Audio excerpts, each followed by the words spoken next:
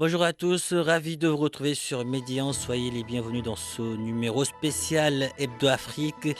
Cette semaine, nous allons aussi bien dans le round-up, l'invité que le coup de cœur, marquer une pause et jeter un coup d'œil dans le rétroviseur pour revenir sur les temps forts ayant marqué l'actualité africaine cette année. En 2023, l'Afrique a été secouée par deux coups d'État. D'abord au Niger, où des militaires ont renversé le 26 juillet le président Mohamed Bazoum. Le général Abdourahmane Tchani devient le nouvel homme fort du pays, autre coup d'État. Nous sommes au Gabon. À peine annoncé vainqueur de la présidentielle, Ali Bongo Dimba est renversé en août par son propre cousin, le général Brice Oligui Nguema, chef de la garde républicaine. 2023, c'était aussi une année électorale. En février, Ahmed Bola Tinubu est élu président du Nigeria.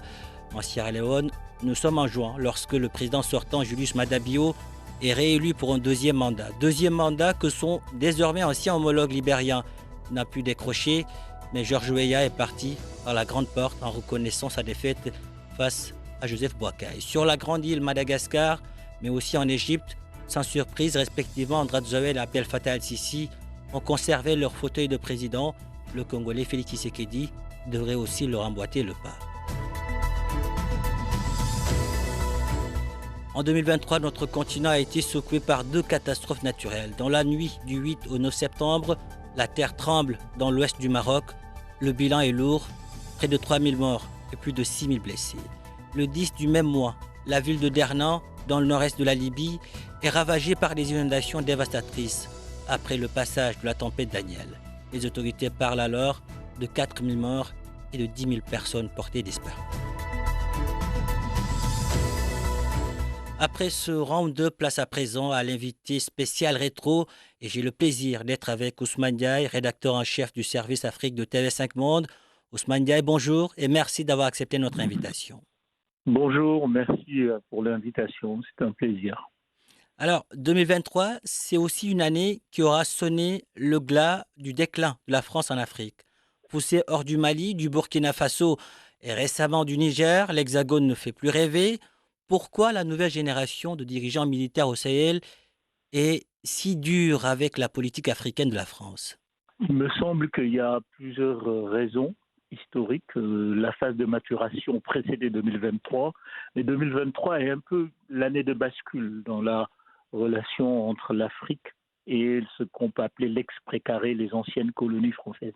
C'est une année de bascule parce que le processus commencé par la junte malienne a fait des émules et qu'on est dans un processus à la fois au Niger et dans pas mal de pays, la Guinée aussi dans une moindre mesure, de remise en cause de la nature même de la présence française, donc la présence militaire. Et puis, je pense que l'année aussi a été marquée par l'émergence d'un contre-discours, un contre-discours qui pointe clairement ce qu'on appelle aujourd'hui le double standard, c'est-à-dire concrètement, on donne l'exemple du coup d'État au Tchad ou au Gabon versus le coup d'État malien ou le coup d'État burkinabé ou le coup d'État nigérien, en fonction des intérêts des ex-puissances, en fonction des intérêts de la France, on n'a pas le même type de politique, on n'a pas le même type de relation, on n'a pas le même type de réaction. Et il me semble qu'il y a une il y a une lame de fond qui monte depuis quand même, depuis 2 ou 3 décennies, avec des paliers très importants, dont, à mon avis, il y a une étape importante, c'est le discours de Dakar de Nicolas Sarkozy. D'accord. Depuis, au sein des opinions publiques africaines, il y a une remise en cause de la relation avec la France. Il y a une demande très forte de la jeunesse notamment et des sociétés civiles pour inventer une relation. Maintenant, les politiques élus n'ont pas su le faire et les militaires l'ont entamé.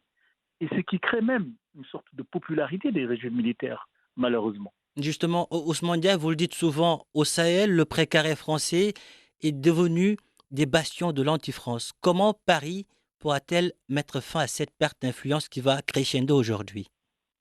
En fait, moi, je pense qu'il faut faire attention. Je ne suis pas d'accord avec le terme anti-France. Je Mhm. pense que ce qui se joue, ce n'est pas de l'anti-France, ce n'est pas non plus du sentiment anti-français, c'est une remise en cause de la Africaine. politique étrangère, de la Mhm. politique africaine de la France.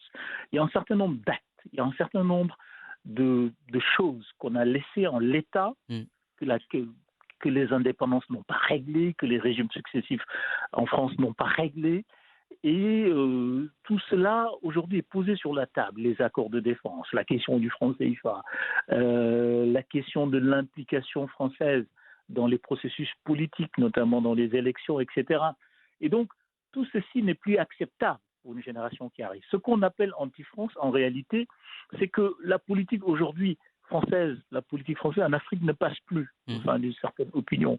Mais non, les niveaux de radicalité diffèrent. Certains sont pour la rupture totale, d'autres en profitent pour faire porter à la France tous les malheurs de l'Afrique, ce qui est une forme d'instrumentalisation. Mais en réalité, si une nouvelle relation doit être inventée, il faudra que la France soit capable d'entendre ce que dit l'Afrique. Je pense que dans la nouvelle relation, il faut partir des demandes africaines. Il y a des demandes qui sont là, qui sont posées sur la table et qu'il faut examiner. Et il faudrait plus de tabou. Il y a la question de la présence militaire. À force de ne pas l'examiner, la France se retrouve à partir de la plus mauvaise des manières. C'est-à-dire coup d'État, les régimes militaires exigent un départ maintenant, ici et maintenant. Or, le processus aurait pu être enclenché politiquement avec les régimes démocratiques qui étaient là. D'accord. Donc il me semble que l'un des défis de la France, c'est de revenir à l'initiative, de reprendre l'agenda et de ne plus être sur une position défensive et de subir. Il faut aussi une sorte de remise en cause, d'examen de conscience de ce qui a été fait. Le tabou permet l'émergence des discours extrémistes et des discours radicaux. Ousmane Diaye, merci. Merci pour toutes ces précisions. Merci d'avoir répondu à nos questions. C'est moi. Merci. À présent, place à notre coup de cœur de l'année. Et nous allons vous parler du Maroc des valeurs, ce Maroc si solidaire.